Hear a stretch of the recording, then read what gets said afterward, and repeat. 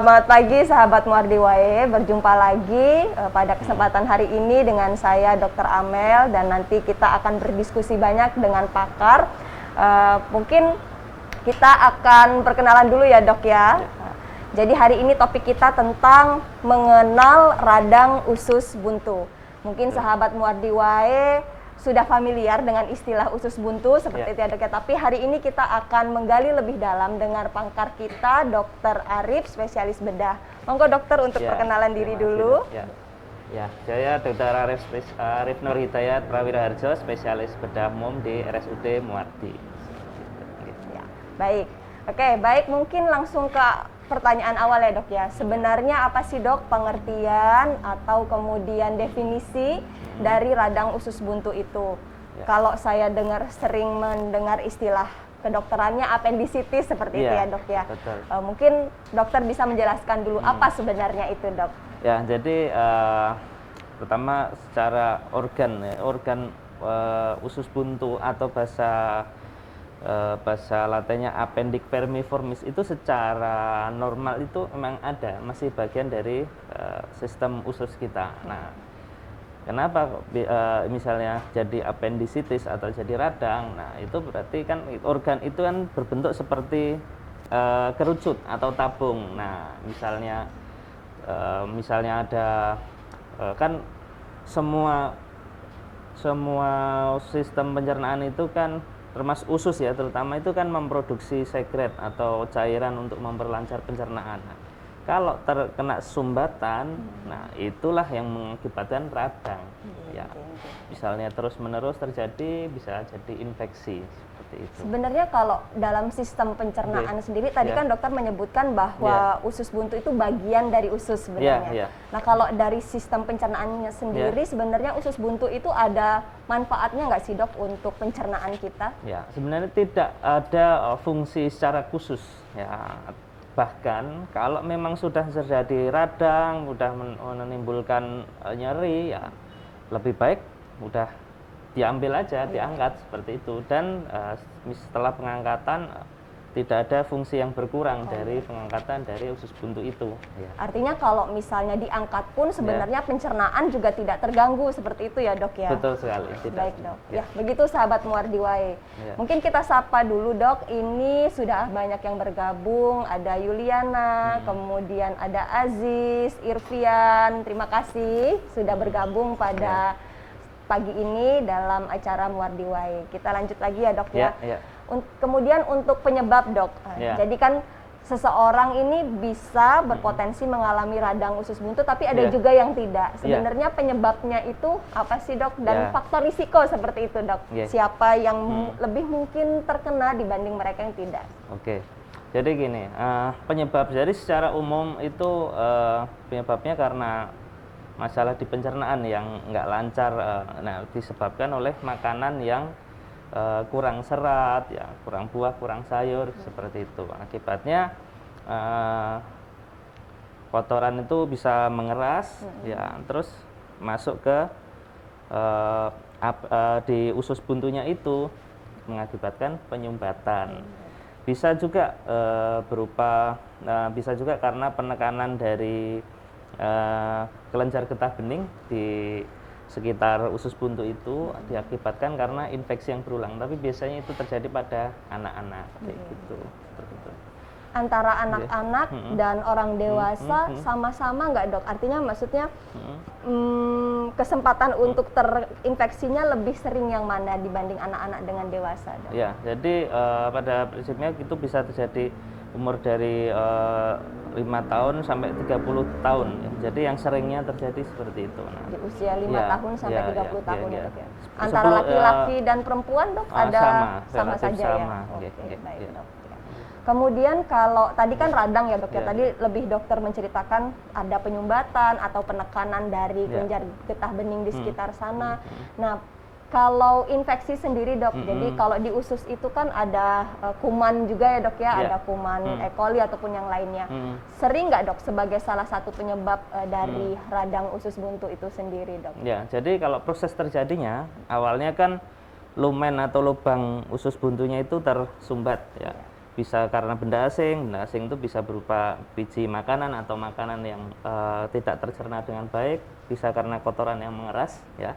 Terus terakhir bisa juga karena ada tumor di sekitar usus buntunya itu. Nah, kalau udah terjadi penserumputan ya dia makin bengkak otomatis jadi awalnya terus makin bengkak, terjadi penekanan pada pembuluh darahnya sekitar ya, karena pembuluh darah nggak teraliri, organ nggak teraliri darah dengan baik karena terdesak tadi ya, jadi gangren atau kematian jaringan. Akibatnya yang terjadi kebocoran usus tadi.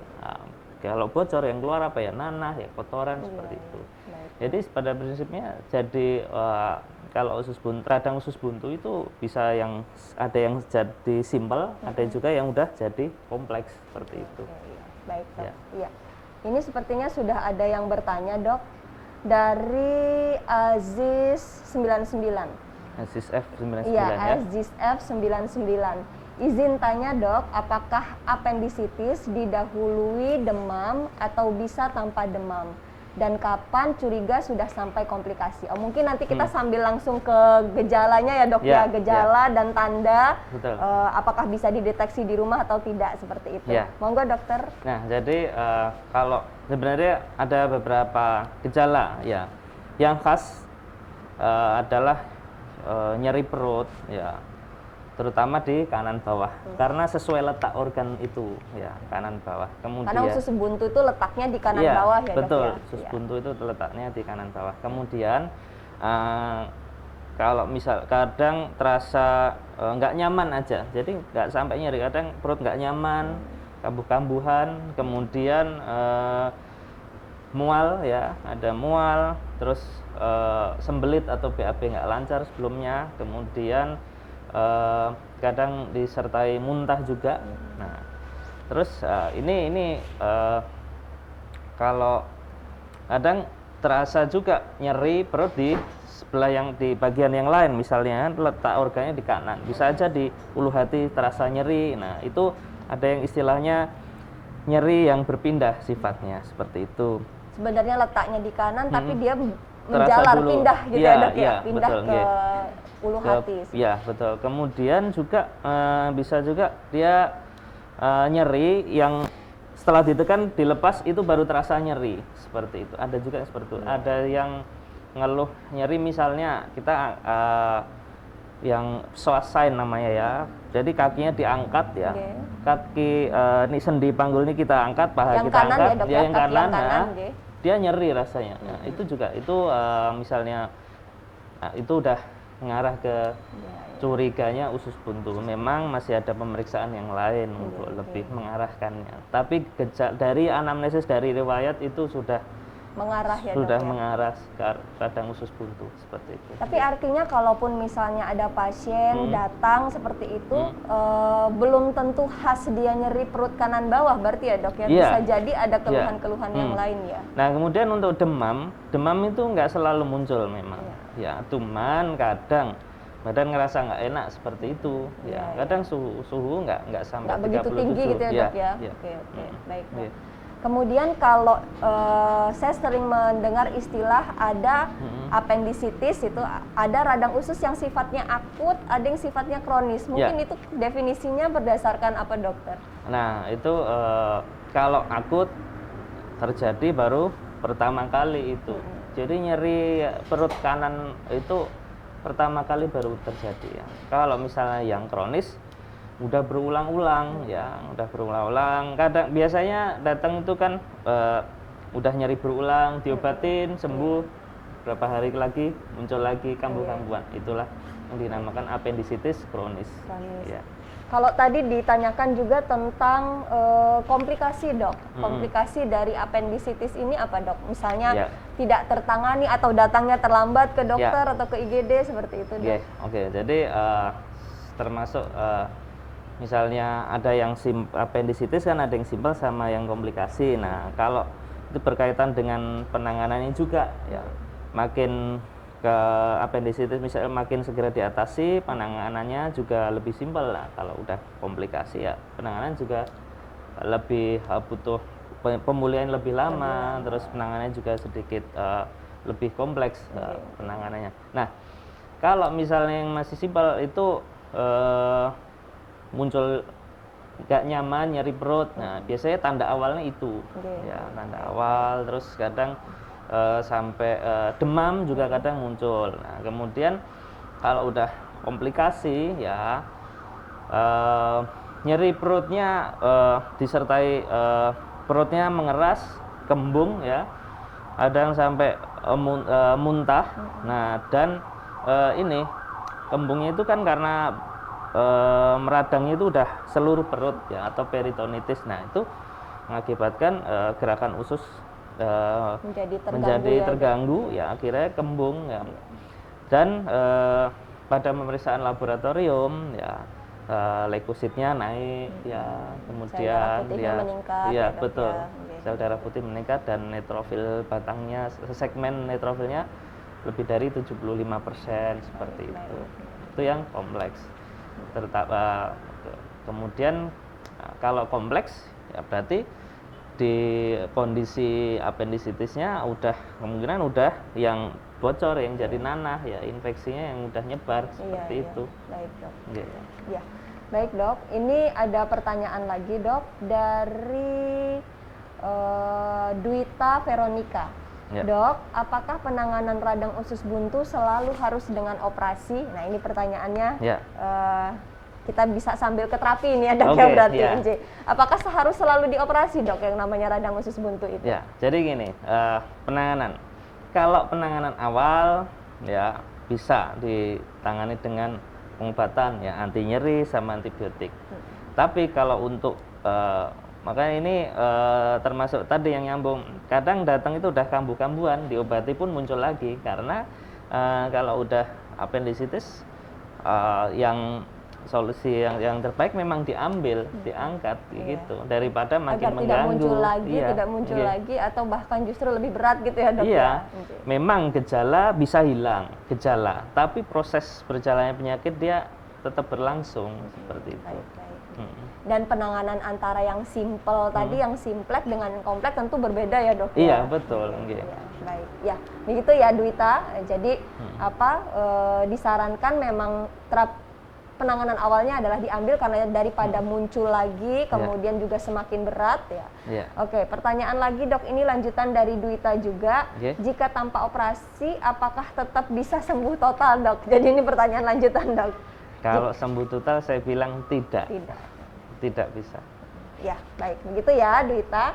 Kita lanjut ke pertanyaan berikutnya dari Soraya Cynthia. Dokter, saya sering kena mah. Saya takut kalau itu tanda usus buntu. Apakah ada hubungan antara mah dengan usus buntu, Dok? Mungkin ini ke gejala ya, Dok, ya? Mbak Soraya ini merasakan mungkin gejalanya seperti mah, karena dia memang juga punya mah, seperti itu. Ini ada nggak hubungan antara mah dengan usus buntu, seperti itu, Dok? Jadi gini, kalau ngomongin gejala, mah mungkin maksudnya kalau misalnya telat makan, dan terutama nyeri ulu hati, ya, mungkin, ya. Nah, di perut itu kan bentuknya seperti tabung, ya. Dia isinya organ bermacam-macam, ada saluran pencernaan, ada hati, ada ada usus, ya, kemudian ada ginjal. Nah, makanya kalau misalnya merasa ada nyeri tapi ngerasa mah, ya, sebaiknya dilakukan pemeriksaan lebih lanjut, ya, minimal dilakukan USG, ya. Agar bisa tahu penyebabnya. Iya, lebih jelas, karena bisa aja diawali dengan nyeri ulu hati, seperti itu, bisa.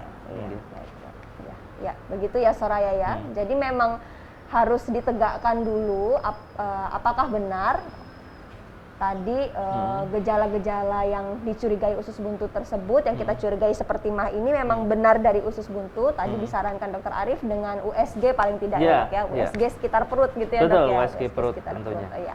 Oke, baik, Dok. Ini ada pertanyaan lagi. Dok, apakah radang usus buntu ini bisa disebabkan oleh kebiasaan-kebiasan kita sehari-hari? Apa saja kebiasaan yang bisa jadi faktor pemicu usus buntu? Jadi kebiasaan seseorang yang bisa meningkatkan terkenanya usus buntu atau pemicu dari terkenanya usus buntu, Dok. Ya, ini karena penyakit berhubungan dengan saluran pencernaan, otomatis kembali ini sangat berhubungan erat dengan pola makan kita. Ya, makanan yang pilihan makanan. Jadi misalnya kurang buah, kurang sayur seperti itu, kurang minum air putih, kurang olahraga. Ya, karena kenapa kok olahraga? Olahraga itu juga berkaitan dengan kondisi pencernaan yang sehat, jadi gerakan ususnya juga lebih baik seperti itu. Akhirnya pencernaan bisa lancar. Dengan pencernaan yang lancar itu kita menghindarkan banyak masalah di perut seperti itu. Gitu. Jadi hidup aktif, makan sehat, tinggi serat, minum cukup itu salah satu gaya hidup yang baik ya dok ya untuk mengurangi potensi terkenanya usus buntu. Betul. Iya. Baik dok, sebelum lanjut ke pertanyaan, saya mau bertanya, kadang kan ada yang bertanya gini dok, itu jangan makan cabai seperti itu, jangan makan biji jambu, kalau makan jambu biji jangan dimakan bijinya, nanti terkena usus buntu. Sebenarnya karena logikanya karena apa sih dok sampai nyambung ke sana seperti itu? Jadi memang kalau dari literatur penyebabnya salah satunya ya benda asing. Benda asing itu yang bisa masuk ke usus buntu itu ya biji-bijian tadi, macam-macam biji cabai, biji jambu jambu apa? Jambu biji itu jambu dok, biji yang kecil. karena tidak tercernakan ya dok itu. Nah itu memang keras dan susah dicerna. Tetapi kalau pencernaannya memang lancar ya bisa menghindarkan terjadinya usus buntu itu.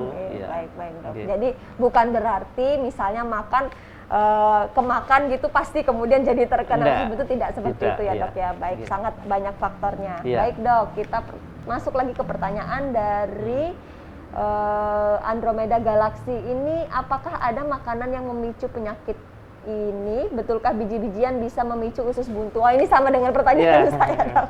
Iya, tadi sudah dijawab ya Andromeda. Jadi bisa sebagai salah satu faktor pemicu karena menyebabkan penyumbatan tadi ya dok. Betul. Ya? Baik. Ini ada lagi pertanyaan dari Sekar Megawati. Dok, saya sedang menjalani pengobatan usus buntu, tapi sepertinya akan diputuskan untuk operasi. Apa persiapan operasi ya dok? Apakah nanti bius total dan berapa lama penyembuhan pasca operasi? Ya, jadi gini, kalau ngomongin soal operasi, pada prinsipnya ada dua macam. Ya, bisa bedah terbuka, bisa bedah minimal invasif atau dengan laparoskopi. Nah, tentunya kalau karena berkembangnya perkembangan ilmu dunia kedokteran, ya laparoskopi juga jadikan pilihan utama. Tidak terlalu ini dok, jadi dia tidak menyayat organnya tidak terlalu besar seperti operasi terbuka. Betul, ya dok ya. Sayatan kecil ya. Otomatis penyembuhan lebih cepat, rasa nyeri yang lebih ringan. Ya, laparoskopi pilihan utama. Ada di Muardi ya dok ya? Ada. Nah, dan saya sampaikan juga di Muardi itu alat laparoskopinya termasuk yang terlengkap dan canggih di Indonesia. Ya, seperti itu. Alhamdulillah. Ya, termasuk yang paling update dan baru sekali. Alhamdulillah. Kalau laparoskopi ini kan berarti kayak ini ya dok ya, kayak kita ngendaliin robot gitu ya dok ya, dia yang jalan sendiri gitu ya dok pakai ya. bantuan Tinggal pakai kamera. Bantuan kamera, terus kita kerjanya dengan bantuan stick kecil seperti itu. Baik dokter. Ya baik, terima kasih dok. Mungkin pertanyaan lagi sebelum kita lanjutkan dok. Ini jadi kalau dulu apakah kalau misalnya ini pasien-pasien di rumah, ini kaitannya dengan rujukan berjenjang nih dok. Oh ya. Kalau misalnya di rumah gitu, pasien ini khawatir saya ini biasanya kalau berobat ke dokter umum dulu yang sudah ditunjuk di fasilitas kesehatan, baru kemudian ke rumah sakit yang ditunjuk, baru kemudian ke Muardi. Nah kalau misalnya dengan kasus begini, apakah jalurnya juga harus begitu atau nunggu selak sakit dok? Apa boleh langsung ke Muardi dokter? Ya, jadi penyakit radang usus buntu atau appendicitis ini termasuk salah satu penyakit kegawatan ya. Jadi gawat darurat ya, otomatis tidak perlu rujukan berjenjang, bisa datang langsung ke IGD ya untuk proses penanganan ya lebih cepat karena termasuk kasus emergensi yang paling sering. Iya, karena kasus dia kata kuncinya karena kasus kegawat darurat atau emergensi ya dok. Iya, betul. Jadi tidak perlu rujukan berjenjang. Ya. Selak kelamaan ya dok. Iya, betul sekali. Iya. Baik dok, kita lanjut lagi ke pertanyaan ini dari Chons SPB 1. Dokter, apakah penyakit usus buntu bisa menimbulkan terjadinya tumor atau kanker nantinya di kemudian hari jika tidak dioperasi? Terus pemeriksaan apa yang kira-kira dibutuhkan sebelum operasi?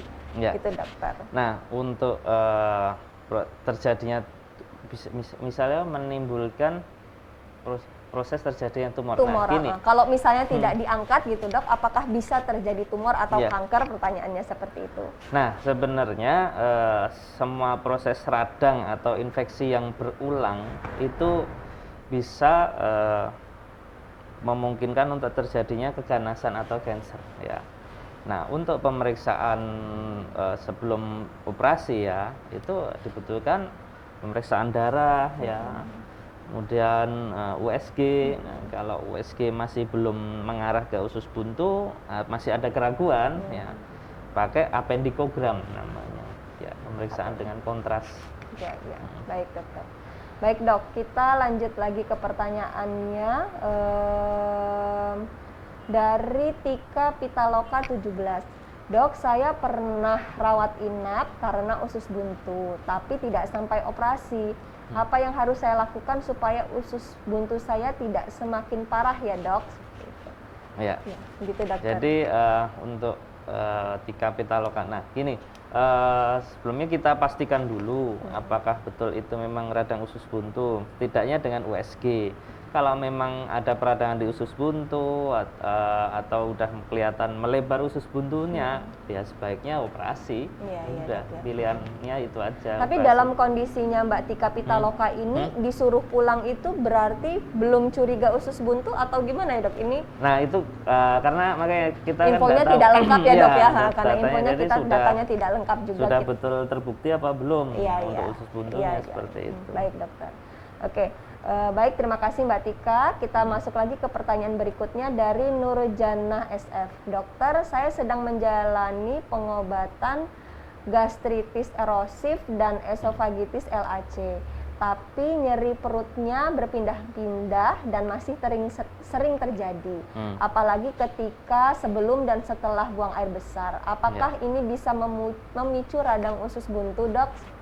Ya. Jadi untuk istilahnya sedang menjalani pengobatan gastritis. Jadi sebelumnya ini diperiksa lebih lanjut dulu. Jadi pemeriksaan darah, terus USG tadi, ya minimal itu. Kemudian kalau memicu, misalnya BAB-nya nggak lancar terus menerus, bisa aja radang usus buntunya. Kalau kita dengar tadi penjelasan awal ada penyumbatan dan lain-lainnya, bisa saja betul, ya dok. Iya. Ya, begitu ya Mbak Nurjana. Mungkin saja seperti itu, tapi memang harus diperiksa lagi lebih lengkap ya dok ya. Betul, ya.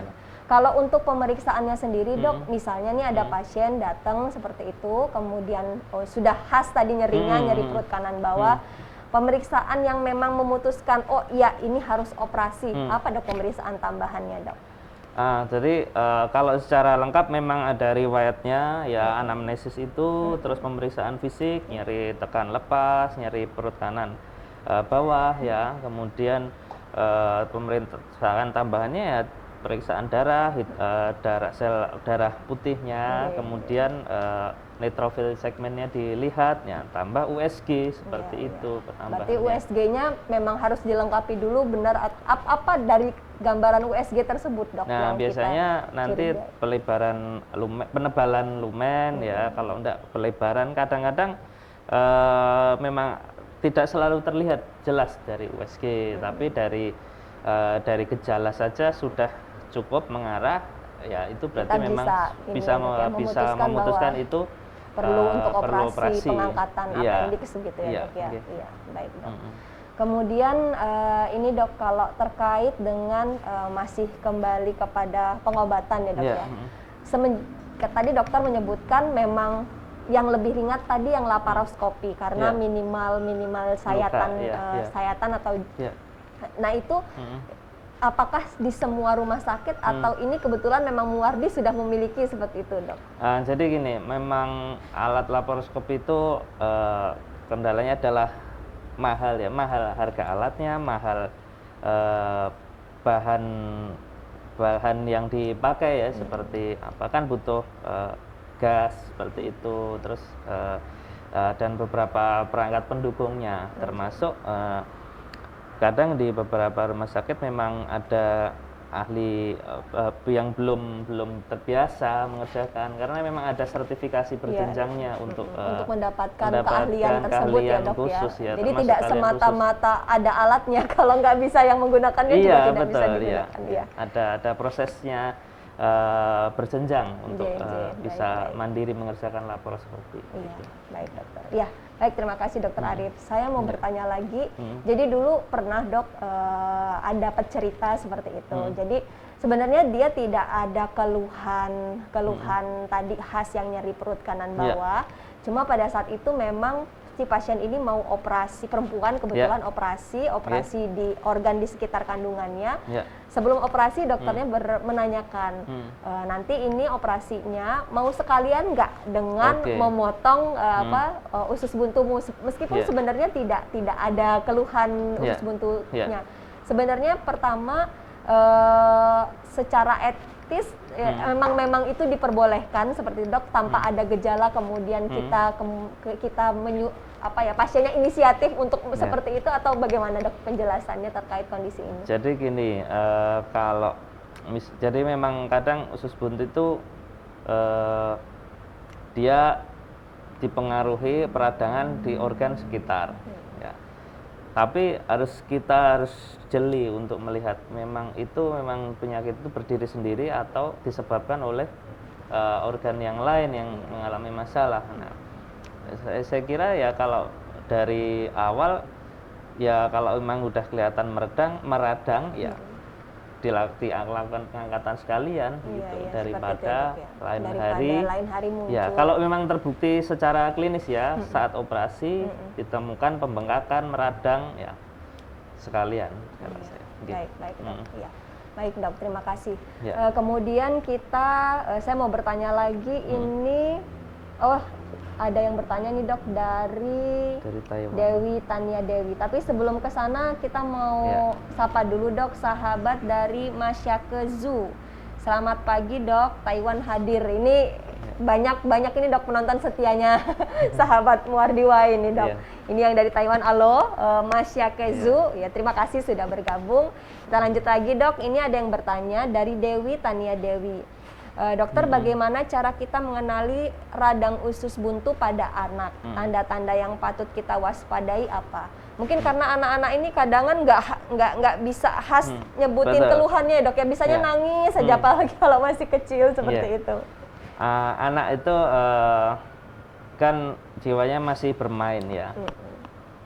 Kalau dia aktivitasnya menurun kok dia nggak kelihatan ceria, mengeluhkan perutnya nggak nyaman, nafsu makan turun, dan terutama ada demam, pantas dia waspadai untuk ada kemungkinan radang di usus buntu. Makanya di USG aja kalau sudah terjadi demikian. Gitu. Jadi biasanya mungkin kita mengenalinya ada perubahan kebiasaan dari biasanya ya dok. Yang biasanya ceria jadi tidak ceria, nggak nafsu makan seperti itu ya dok ya. Meskipun tetap harus diperiksa tambahan tadi ya dok ya, USG tadi ya. Baik dokter, mungkin saya mau bertanya lagi tentang ini dok. Jadi kalau tadi dokter jelaskan kan appendicitis ini sebenarnya organ yang tidak bermanfaat ya dok ya. Artinya bukan bermanfaat secara khusus terhadap pencernaan, belum ada fungsinya ya, seperti itu dok. Kalau kita lihat dok, misalnya nanti setelah pasien ini dioperasi seperti itu ya dok ya, rata-rata apakah tadi yang kata dokter berbentuk kerucut ini dia bentuknya masih utuh atau sudah pecah atau bagaimana dok, sehingga bisa menimbulkan sakit yang sangat itu sebenarnya sakitnya itu karena apa, dokter? Ya, sakitnya kan rangsang nyeri di karena dia usus buntunya jadi melebar ya, terus yang nyeri kadang menimbulkan nyeri tajam ya karena nekrosis di pembuluh darah di sekitarnya itu seperti itu karena terdesak karena terdesak tadi ya, Dok ya, karena sangat melebar dan bengkak seperti itu ya, lama-lama kalau udah udah pecah ya udah nyerinya jadi seluruh lapang perut dan operasinya pun jadi lebih kompleks. Jadi lebih kompleks dan lebih sulit ya. Artinya kalau misalnya setelah seseorang itu dioperasi memang rata-rata ukuran atau volume dari appendix itu memang lebih besar dari ukuran normal ya, Dok ya. Karena tadi ada peradangan itu ya, Dok ya. Meskipun antar satu pasien dengan pasien lainnya berbeda-beda ukurannya. Betul. Rata-rata kalau saya perhatikan kalau udah yang dinamakan usus buntu itu ya memanjang 3 kali lipat dan melebar 2 kali lipat diameternya dari ukuran standar normal orang yang biasa ya, Dok ya. Baik, Dok. Kemudian kalau untuk pemulihan nih, Dok, artinya tadi sempat ada yang bertanya kalau untuk pemulihan yang dia laparoskopi dengan pemulihan yang dia operasi besar seperti itu tadi dokter menyebutkannya lebih lama yang operasi besar. Kira-kira berapa lama sih, Dok, kalau yang laparoskopi dan kemudian yang operasi besar itu? Kembali lagi ke pasien datang kondisinya appendicitisnya masih yang simple atau yang kompleks. Ya. Misalnya sama-sama simple untuk laparoskopi, di laparoskopi tidak sampai 24 jam, kira-kira operasi sehari cukup. Bisa jadi pulang. 1 hari, jadi nggak perlu bermalam lama-lama di rumah sakit ya, Dok ya? Nah, kemudian kalau yang open, lihat kondisi, mungkin kadang kan masih ada nyeri, nggak nyaman, mungkin ya bisa 3 hari atau 4 hari seperti itu baru pulang. Baru pulang. Di Muwardi sendiri sudah sejak kapan kita laparoskopi, Dokter? Laparoskopi appendix sudah lama ya, Dok ya? Lama sekali. Sudah lama sekali. Sebelum dokter di sini mas sudah ada ya, Dok ya? Baik, Dokter. Ya, jadi kalau misalnya ya tentu kita milihnya kan yang lebih cepat pemulihannya ya, Dok ya, seperti itu. Nah, tinggal nanti sahabat memutuskan mau datang ke rumah sakit mana gitu ya, harus datangnya ke Muwardi gitu ya, Dok ya, biar ketemu Dokter Arief gitu ya. Kita tim, jadi bisa sama siapa saja. Ya, baik, Dokter. Baik, Dok, saya bertanya lagi, mungkin terkait ke komplikasi ya, Dok ya. Tadi dokter menyebutkan kalau yang simple karena memang awal ya jarang yang komplikasi. Memang yang komplikasi itu lebih ke yang sudah kompleks tadi. Iya, betul. Mungkin dari kasus-kasus yang pernah dokter temui seperti itu, rata-rata komplikasinya sudah seperti apa, Dokter? Yang sampai ke gawat, maksudnya sangat gawat seperti itu pada pasien tersebut. Oke, ya, jadi komplikasi yang sering itu kan yang peritonitis atau infeksi di seluruh perutnya karena sudah kena nanah yang udah ngotorin rongga perut. Pecah ya. Nah, kalau sudah keluar nanah seperti itu, komplikasi yang sering adalah perlengketan. Ya, perlengketan bisa menimbulkan ya kadang pasien setelah operasi masih sering kembung, ya.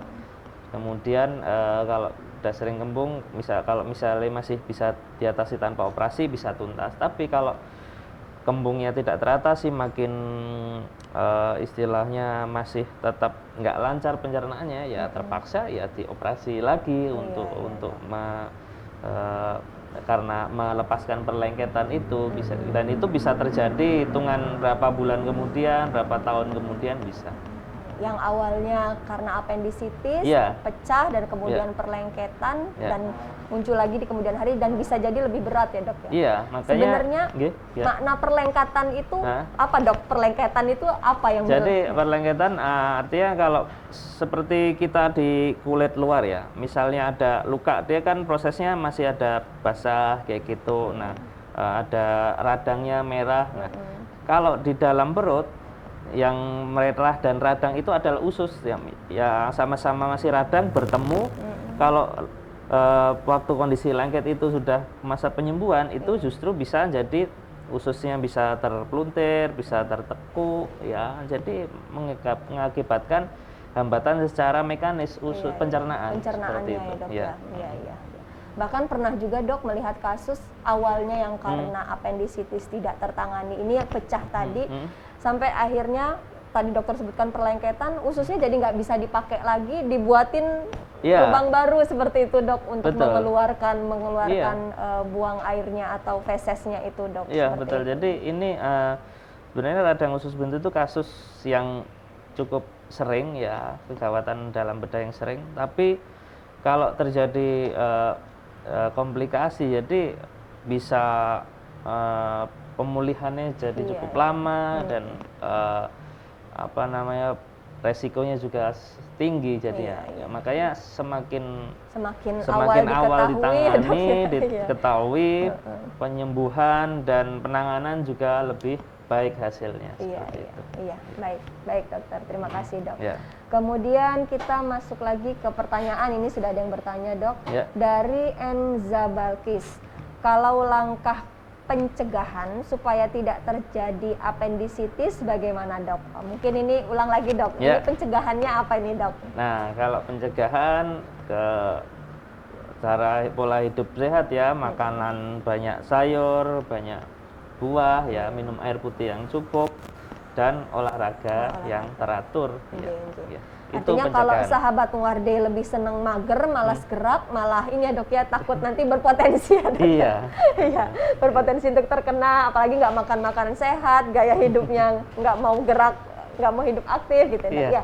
Begitu ya Enza Balkis, terima kasih pertanyaannya. Sebelum kita lanjut ke pertanyaan, saya mau bertanya lagi dok. Jadi kembali ke tadi dok yang sudah terjadi pecah tadi. Nah ini kalau dari waktu seperti itu dok, dari waktu artinya ada nggak sih dok rentang waktu yang misalnya seseorang ini awalnya terkena appendicitis yang masih simple seperti itu, kemudian dia bisa sampai pecah, itu sebenarnya yang mempengaruhi waktu atau juga gerakan aktivitasnya pasien tersebut, atau sebenarnya multifaktor dok? Rata-rata karena apa dok? Nah kalau faktor yang utama ya karena didiamkan tadi, tidak ada penanganan yang tepat seperti itu. Ya, awalnya jadi kompleks. Karena penanganan, maksudnya karena tidak tertangani seperti itu ya dok karena tidak tertangani akhirnya menjadi lebih kompleks dan macam-macam ya dok ya. Kompleksnya ini antara satu orang dengan orang yang lainnya itu berbeda-beda dok, dalam arti dipengaruhi dengan jenis kelamin atau tidak, atau kemudian kondisi-kondisi khusus ada tidak dok yang mempengaruhinya? Ya tentunya berkaitan sama infeksi, yang utama adalah daya tahan tubuh. Ya itu yang mempengaruhi. Kadang kalau orang kondisi fisik baik, daya tahan tubuh baik, kadang gejalanya itu nggak begitu khas malah. Jadi nyerinya masih sedang, nggak sampai nyeri berat seperti itu. Tapi kembali lagi, kalau ada sesuatu nggak nyaman, segera diperiksa kayak gitu untuk lebih jelasnya. Kalau dari gejala tersebut dok, misalnya ini kalau kita pakai persentase, memang yang paling sering muncul itu gejala yang mana dok? Yang pasti kemudian kita yakin bahwa oh ini ke arah usus buntu, kamu sebaiknya datang ke dokter atau ke IGD seperti itu dok. Yang paling khas ya nyeri perut kanan bawah awal yang mungkin 80% mengalami demikian, terutama saat ditekan seperti itu. Paling sering itu ya dok? Baik, dari perut kanan bawah. Oke dok, ini ada yang bertanya dari Deamita Amima. Dok, apakah makanan tinggi gula seperti cake, pastry benar bisa jadi pemicu radang usus buntu juga dok? Makanan-makanan tinggi gula ini dok? Sebenarnya kalau makanan tinggi gula tidak secara langsung memicu radang usus ya. Jadi karena pencernaan nggak lancar, kurang serat tadi. Jadi bukan penyebab langsung ya dok ya. Bisa jadi makan itu tapi kemudian memang seratnya nggak cukup ya, akhirnya jadi pencernaan tidak lancar. Nah justru karena pencernaan tidak lancar itu ya dok penyebabnya. Begitu ya Mbak Deamita Amima. Kemudian ada yang bertanya lagi, Budiman Budi. Dok, apakah setiap radang usus buntu ada gejalanya? Apakah bisa tiba-tiba pecah usus buntunya? Artinya sebelum terjadi pecah usus buntunya itu ada gejala-gejalanya juga nggak sih dok yang mengarah ke sana? Ya, tentu tidak langsung dari sekedar radang ringan, nyeri ringan jadi langsung pecah sih, tidak. Ya. Pasti masih merasakan nggak nyaman di perut. Ya, awalnya itu iya, ya, dok, awalnya ya, itu sekedar nggak nyaman kadang-kadang. Terutama kalau ditekan sebelah kanan kok lebih nyeri. Nah, itu pantas waspada untuk usus buntunya. Dan kemudian kadang kalau udah nyeri sekali, jalan tegak aja nggak bisa, seperti itu. Rata-rata pasien kalau udah sampai yang kondisi demikian, begitu diangkat usus buntunya, setelah operasi langsung melakukan merasa perubahan yang langsung berubah, jadi langsung lebih nyaman. Tentu nyerinya jadi nyeri setelah operasi, tapi kan nyeri pas operasi bisa dengan obat-obatan dan seiring jalannya waktu nyeri makin ringan dan sembuh, pulih total seperti itu. Ya, begitu ya, Budiman. Saya mau bertanya dok terkait dengan proses pada saat tadi pengangkatan appendix tadi dok. Kalau laparoskopi dengan yang tadi operasi besar, lama waktunya berapa lama sih dok? Kalau yang laparoskopi dari persiapan sampai pengangkatan itu sampai berapa lama? Ya, kalau sama-sama simple ya, itu pengerjaan waktunya sama ya, antara operasi besar sama laparoskopi sama ya dok ya? Ya, tapi memang yang beda proses persiapannya tentunya, persiapan alat. Nah itu kalau laparoskopi apa istilahnya sedikit lebih membutuhkan waktu lebih banyak. Tetapi kalau tapi kalau di Muarti tim kita udah solid, jadi untuk operasi laparoskopi ya cepat dan persiapannya kita udah terbiasa untuk bisa sampai berapa jam dokter kalau pasien masuk di ruangan itu sampai selesai, kira-kira sampai berapa jam dokter? Masuk ruangan sampai selesai tergantung. Kalau yang simple ya, yang simple proses pengerjaan bisa 30 sampai 60 menit ya gitu yang simple. Makanya tadi tidak perlu rawat inap tadi ya dok ya, rawat inap mungkin untuk observasi pasca pembiusan aja gitu ya, mungkin nggak harus 24 jam. Biusnya tetap total dok? Untuk laparoskopi biusnya total. Nah tapi untuk yang bedah terbuka biasanya bius regional seperti itu ya. Justru malah untuk yang bedah terbuka dia regional, tapi kalau yang laparoskopi biusnya bius total ya dokter ya. Tetapi nanti pemulihan buat pasien justru lebih singkat yang kalau dia pakai laparoskopi seperti itu dok. Baik dok. Dok, ini ada pertanyaan dari Niko Barata. Dok, bila tidak ada gejala atau sakit, untuk mengetahui apakah usus buntu kita baik atau tidak bisa dicek lewat apa? Apakah ketika MCU, artinya pemeriksaan general itu, apa bisa terdeteksi dokter? Seperti itu.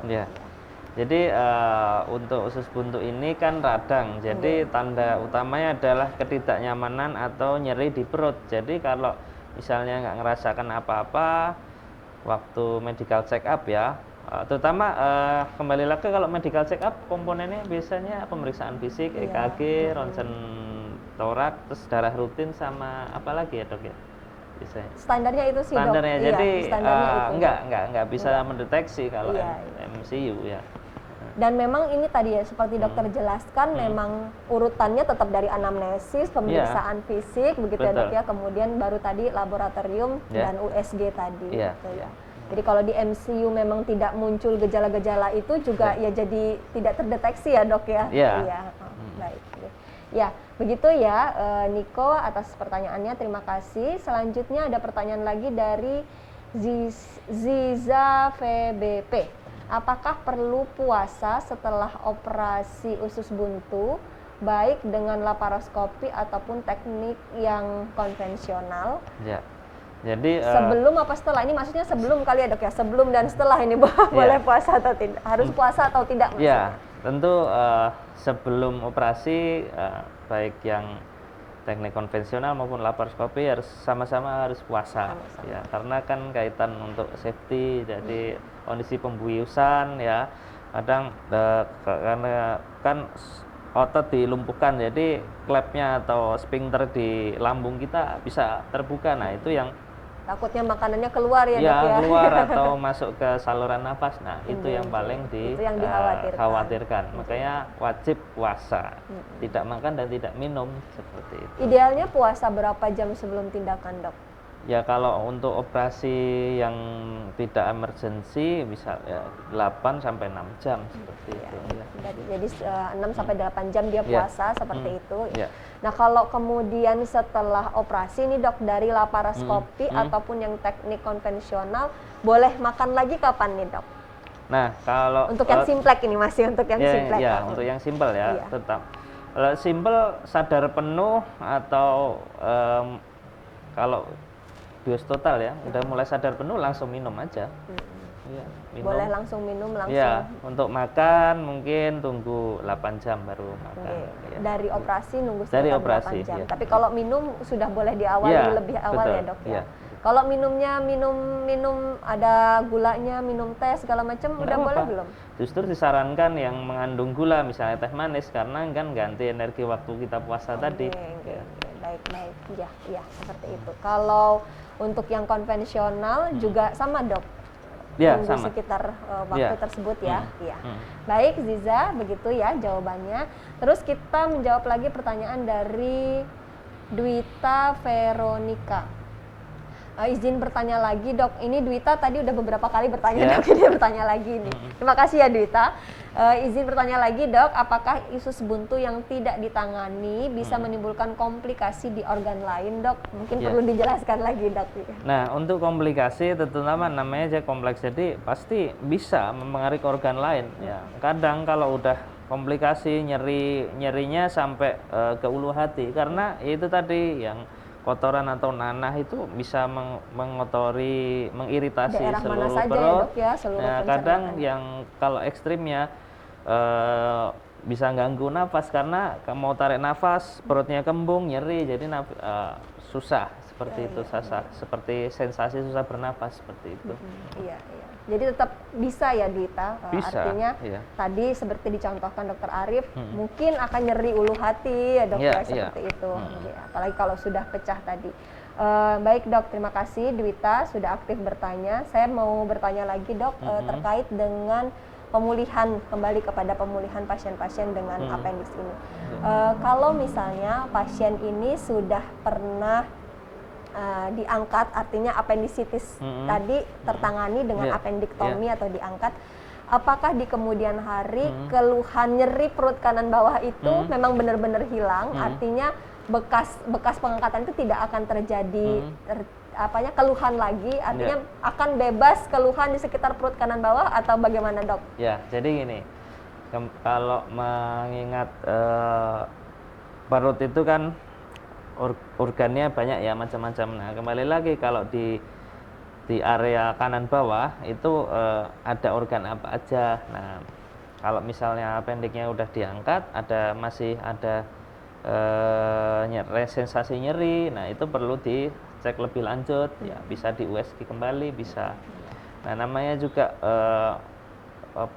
istilahnya kadang terutama untuk wanita kan ada organ ovarium nah itu kan ada induk telur kan, kanan gitu itu perlu dievaluasi lagi. Misal walaupun ya sudah operasi usus buntu kok masih ngerasa nyeri di kanan bawah. Artinya nggak boleh bilang, oh kalau saya sudah operasi usus buntu kok masih nyeri perut kanan bawah, ini berarti usus buntunya muncul lagi, nggak bisa bilang begitu ya, Dok ya? Bisa, mungkin karena organ yang lain yang ada di sekitar situ ya, Dok. Makanya tetap perlu pemeriksaan kembali. Baik, Dokter. Ya, terima kasih, Dokter. Mungkin ini yang bertanya sudah tidak ada. Sambil menunggu, saya mau bertanya lagi, Dokter. Tadi Dokter menyebutkan terkait dengan pemulihannya tadi kan memang antara laparoskopi sama laparotomi atau yang operasi besar itu memang lebih mudah yang laparoskopi. Nah, ini terkait dengan pembiayaan nih dok, seperti itu. Misalnya ini ada pasien dengan asuransi seperti itu, asuransi yang memang mungkin BPJS misalnya itu, apakah ini apa istilahnya dok? Terklaim apa ya dok ya? Harus bayar tambahan atau tercover seperti itu dok? Untuk pilihan seperti ini. Untuk detailnya mungkin saya enggak begitu menguasai, tapi ya di sini kan mayoritas BPJS ya bisa dilayani. Bisa ya dok ya, artinya pasien BPJS ya ditangani kan ya dok dengan laparoskopi. Terutama untuk kasus usus buntu ya, bisa di sini BPJS. Iya, baik, terima kasih dokter. Oke, mungkin ini belum ada lagi yang bertanya, saya mau bertanya lagi terkait dengan tadi dok yang komplikasi yang sudah sampai tadi ada perlengketan seperti itu dok. Kalau misalnya sampai ada perlengketan seperti itu, mungkin nggak sih dok itu nanti akan pulih, artinya perlengketan itu akan lepas dan usus kemudian bisa tetap digunakan seperti biasa, atau biasanya kalau sudah perlengketan ya akhirnya akan berefek tidak baik terhadap pencernaan atau bagaimana dok? Nah, perlengketan itu kita sebenarnya bisa kita cegah ya saat operasi. Kita waktu membersihkan itu soft tissue handlingnya bagus ya, membersihkannya sampai benar-benar bersih ya, seperti kita cuci kan. Itu jadi itu untuk menghindari komplikasi yang akan datang. Tapi kalau sampai terjadi perlengketan, tentunya kita pakai cara yang tanpa operasi dulu ya, karena kan istilahnya kalau kadang-kadang usus itu kan posisinya seperti tertekuk seperti ini dengan diet yang dimodifikasi, jadi dietnya cair, kadang buat aktivitas misalnya dipasang selang hidung untuk mengurangi kembung. Nah, itu harapannya bisa rilis secara spontan tanpa operasi. Harapannya seperti itu. Tapi kalau terpaksanya masih nggak teratasi, berulang-ulang gembung, ya terpaksa jalan terakhir adalah operasi lagi gitu. Dan operasinya itu udah bukan tingkat yang tadi kata dokter simpel tadi ya dok ya, itu udah sudah kompleks sekali, sudah kompleks sekali ya dok ya, kondisi begitu ya, resiko tinggi. Nah, mungkin kalau terkait dengan pasien-pasien yang punya penyerta nih dok, penyerta ini artinya misalnya dia punya sakit gula atau diabetes seperti itu dok, atau mungkin lebih ke penyakit gula ini dok. Nah, pasien-pasien dengan appendix ini kaitannya dengan setelah dioperasi, penyembuhan luka begitu dok. Ada pengalaman nggak dok? Apa mungkin edukasi yang bisa kita berikan kepada pasien-pasien yang mungkin punya penyakit penyerta ini agar pemulihannya lebih cepat seperti itu dok? Pasca dia operasi appendix ya. Untuk kaitannya pasca operasi dengan kondisi penyerta pasien dengan diabetes, sebenarnya kalau penyembuhan luka relatif sama dengan yang non diabetes, karena kan yang resiko penyembuhan luka yang terlambat atau lebih lama pada pasien diabetes itu kan untuk karena di luka-luka yang ujung dari pembuluh darah gitu, ujung jari, ujung kaki seperti itu ya. Nah, kalau misal penyembuhan luka yang lama saat pasca operasi appendicitis itu biasanya ya karena datang sudah kondisi kompleks, otomatis infeksinya itu nggak cuma di dalam usus tapi sampai ke kulit juga resiko infeksi, dan lukanya masih sering basah ya, butuh waktu lebih lama pemulihan seperti itu. Jadi memang karena kompleks tadi, jadi justru malah penyakit penyerta ini memang jadi lebih sulit juga ya dok ya pada kondisi yang kompleks ini. Bisa jadi nanti sudah infeksinya sampai ke yang macam-macam seperti itu ya. Baik dokter. Baik dok, ini waktunya sudah tinggal 5 menit lagi dok, ternyata tidak terasa. Oh ya, ini Kartika Gabriela ini tadi udah kita jawab belum ya?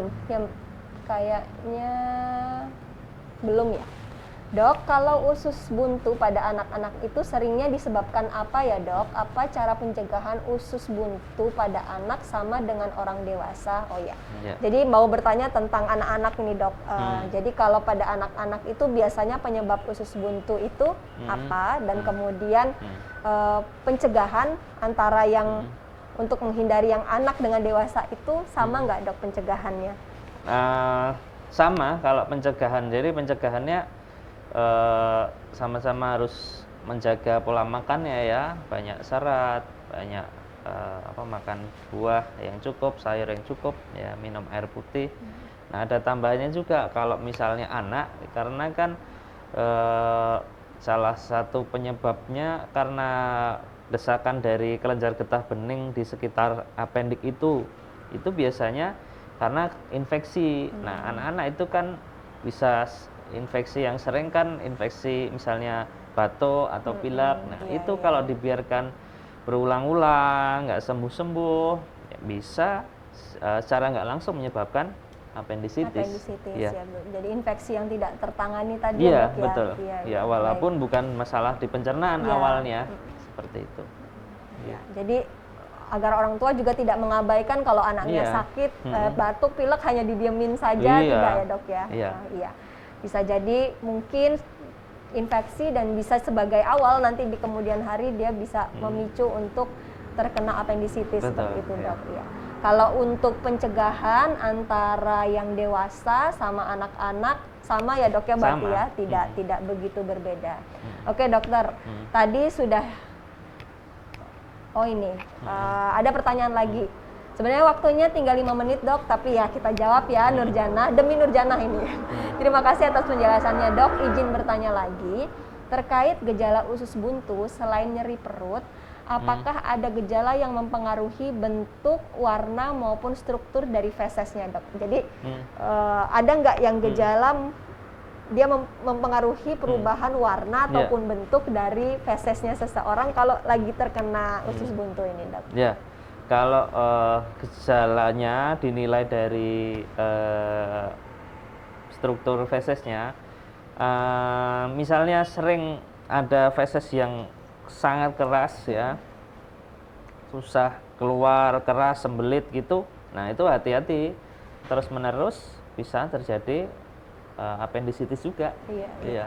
Jadi lebih ke ini ya dok ya, memang terjadi struktur keras ya dok, jadi strukturnya itu keras ya dok ya.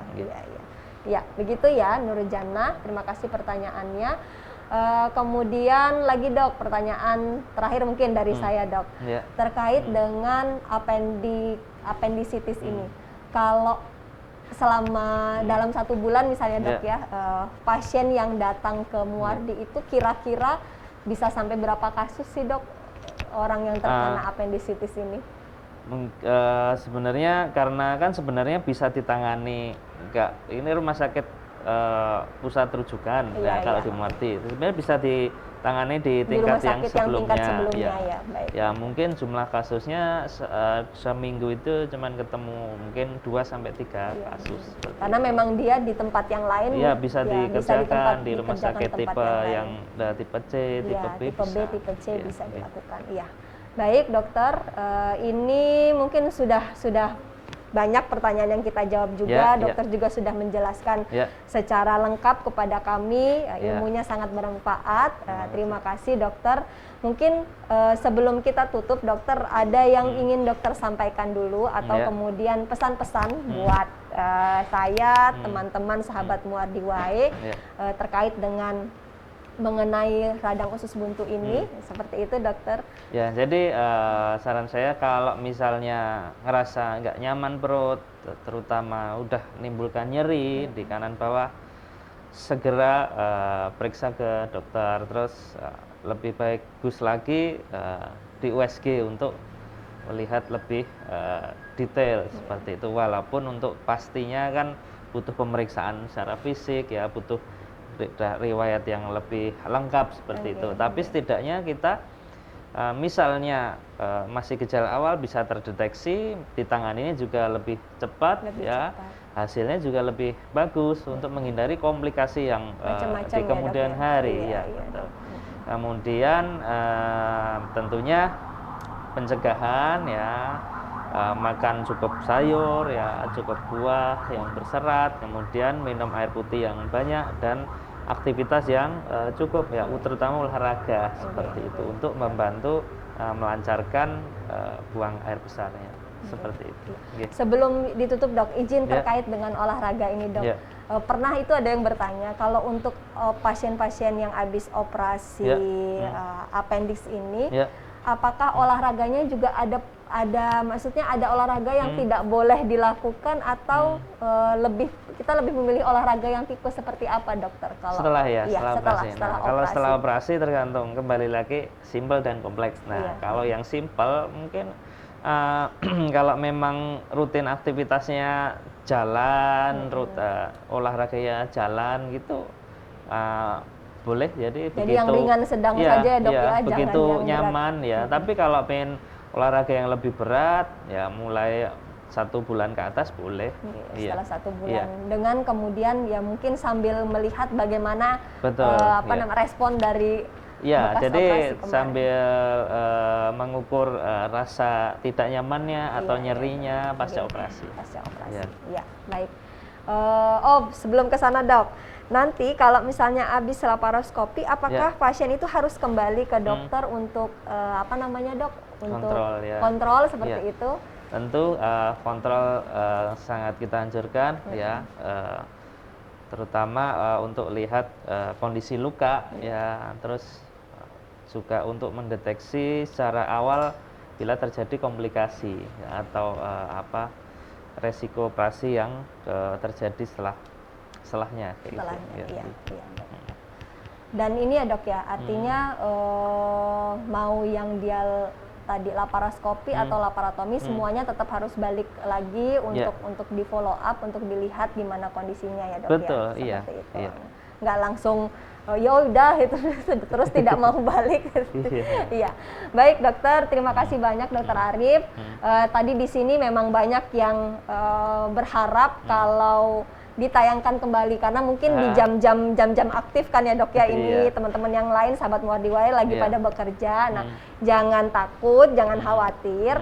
Ini nanti akan ada rekaman yang bisa teman-teman lihat kembali di Facebook, YouTube, di Facebook dan YouTube-nya apa dokter?